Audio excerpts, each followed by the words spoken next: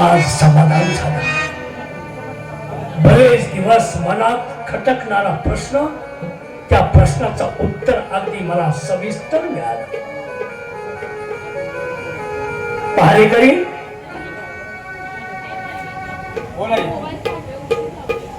मला तुम्ही सांगा, काय जीव भांड्यात पडणं या वाक्य प्रचाराचा अर्थ काय होतो?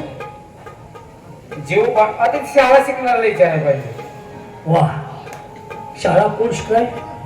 काय की अरे जीव भांड्यात पडले, शाळा विचारायची काय गरज आहे? जीव भांड्यात पडलं आचार्याला विचारायला लागले. आचार्याला काय प्रश्न आहे? आचार्याला काय प्रश्न आहे? तुम्ही काय म्हणताय भांड्यात पडले काय? अरे नालायका, काय जीव भांड्यात पडणं या वाक्य प्रचाराचा सविस्तर वृत्तांत सांगा. साधा आहे, साधा आहे. दादा आहे काय? मी पण तुझ्या स्वयंपाकाचं काय आहे? हे स्वयंपाकाचं नव्हे. जीव भांड्यात पडणे म्हणजे मस्तीला येणे. मग दुसरं? हा, मग दुसरं काय? मस्तीला येणे? मग त्याशिवाय जीव भांड्यात पडत नाही. हा? अरे तसं नाही. सगळं झालं उघड वाटते. अरे, का पायस ऐकून घे. बोल बोल. जीव भांड्यात पडणं म्हणजे हा, मनाच्या शंकेचं निरसन होणे. याला म्हणायचं जीव भांड्यात पडणे. हे मला माहित होतं. हे सांगू नको म्हणला, हे सांगू नको म्हणला. तू काय म्हणलं? काय तुम्ही काय सांगताय? असं म्हणतोस का? उत्तर आहे का बरोबर? ठीक आहे. आमच्या राणी सरकार आहेत ना, हो त्यांना बोलावून घ्या. का? त्यांच्याशी बोलायचं आहे. ध्यान झालंय. हो, या बोल. या. अरे रागात बोलत होती काय? आणि येऊ दे की वेळ होती पटकन. काय का? महाराजांनी बोलवले. हो, कोण पडले माणसं कोण नाही तिथं जावं पटकन. कोणाचा त्याचा काय संबंध आहे? अहो ते बोलवले. हो हा बोलले मी जाते की. तुम्ही तयारच आहे म्हणा. कशाला? जाऊ दे की. तयारी तयारी. तू मार खायचंच का बोल तुला? अरे महाराजाकडे जायला तयारी काय करा. मग तेच की हा. काय सांगायचं? जाता मी आले म्हणून सांगा. सांग रे सांग.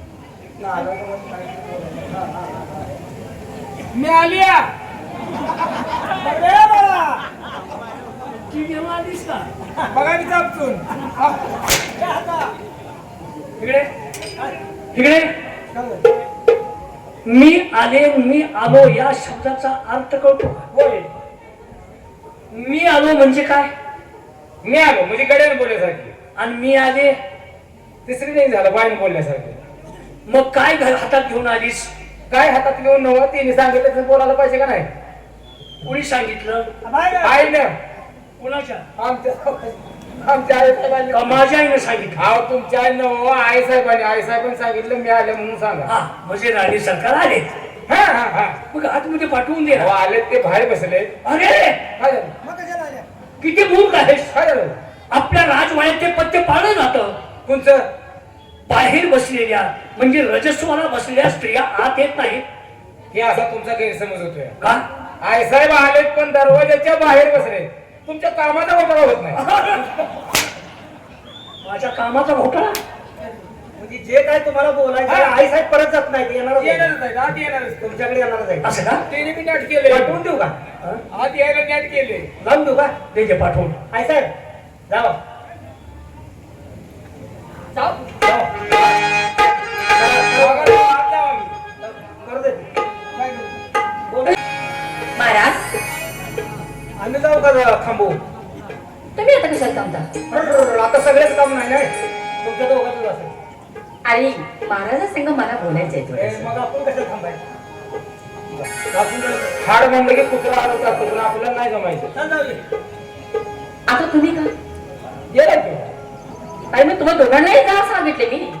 मला म्हणलं नाही तर आणि आम्हाला आणि दोघे एकांकित असल्यानंतर तुमचं काय काम असते? आम्हाला बघवायचं नाही म्हणायचं. म्हणजे हो तुझं बोलणं ऐकायचं नाही. नाही नाही, जाऊ. राजघराण्यामध्ये काय बोलणं चाललेलं असले हे तुमच्या कानावर नाही पडलं पाहिजे. बरं ती दारं लावत्या का उघडीत राहूया?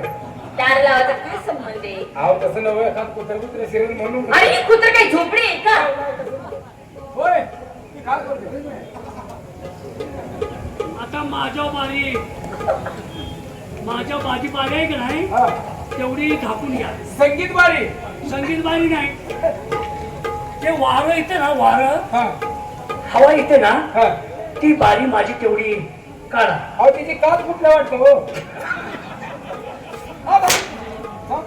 चल चल चल